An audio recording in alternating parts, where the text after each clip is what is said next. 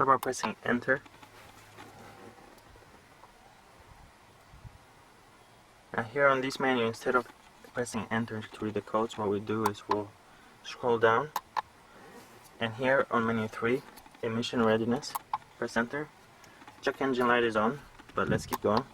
So misfire is ready, fuel ready, system converter ready. So if you look through this menu, everything is ready.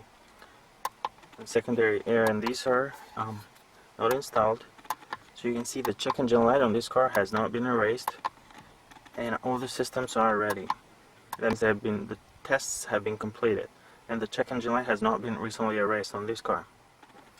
And we're gonna erase the code, and so here we are again. So we're going to do a rescan.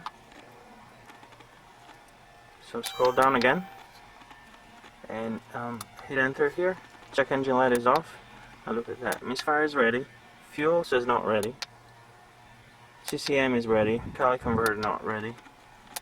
And you can see most of these tests are not ready. Don't worry about the ones that say NA.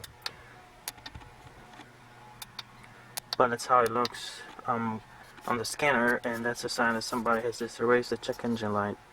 And that code will come back on this car once we drive it for a while.